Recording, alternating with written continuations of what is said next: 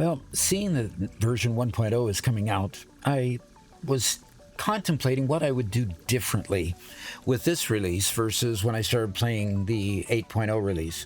And I came up with a list of things, and I'm going to start at the bottom of the list, number 10. I didn't get involved with using sinks until quite a bit later, didn't really understand the concept. So I missed out on keeping my factories running at full capacity, and I missed out on the coupons that could be generated so that I could buy more things at the Fix-It store. So use sinks when they become available.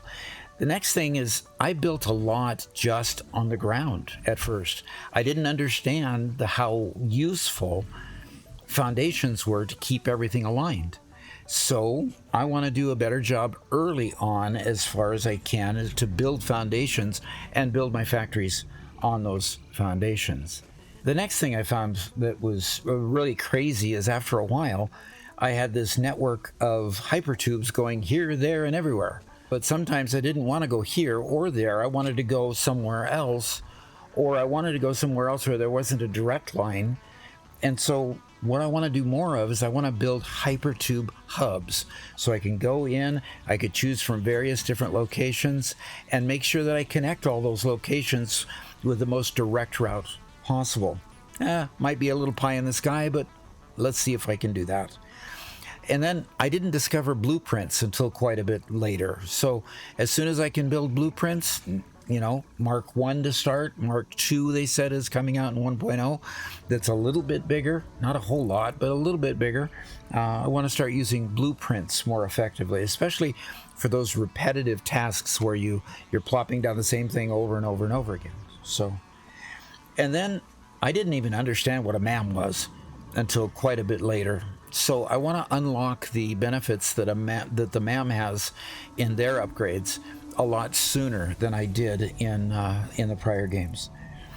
I didn't get into balancing factories. I had a lot of, just singular factories that I needed rods, so I made rods. I needed the plate, or needed screws, so I made those things. And I finally got to a final destination. And of course, you leave that factory running for a while, and everything's either backed up or they're starved. If you don't take into account that each factory, each building needs a certain amount of product coming in order to get the output to go out, a lot of times those outputs don't balance with what the input of the next machine is. So I want to worry about balancing factories right from the beginning. Then I want to integrate factories so that the same product isn't being made everywhere. Like for example, I don't want rods made in 3 different places, or plates, iron plates built in 4 or 5 different places. Now, might not be able to avoid that with screws, because screws are needed in so many different recipes. But, maybe I can even integrate a screw factory that I can keep running and keep getting screws for each place that I need. Now, number 3, I want to integrate the mall in the factory. See, right now I have a mall. It's a wonderful mall, and it's really been a benefit, but it's way the heck down the road, It takes me a long time to get to it.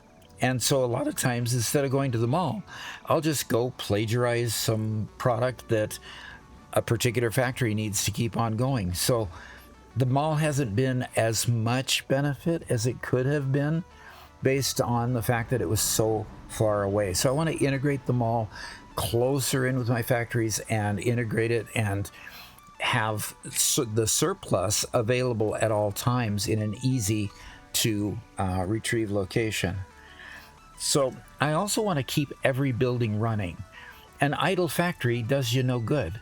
So if I've got a building sitting idle, and it could be producing something that maybe just is sent to the sink or sent to surplus in the mall, that's going to be a whole lot more effective use of those parts than just letting the building sit idle. So that's number 2 on my list. And number 1, man, how many times have I built a new factory and all of a sudden I break the power grid? And I'm just having to figure out, okay, what do I do to get everything running again? I can't use hypertubes. I can't use my hover pack. I have to run everywhere I want to in order to get a generator overclocked or something to get the power grid back up. it creates an onerous and difficult situation. So I want to handle my power needs early and often, want to watch that much more closely so that I don't end up trying to fix things rather than being proactive and getting things taken care of early.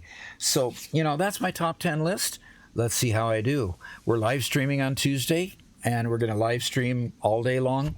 So hopefully you'll come and join us if you're not playing it all yourself, and hang out with us and enjoy everybody talking about what they're doing in the new Satisfactory 1.0. Look forward to seeing you then. Thanks.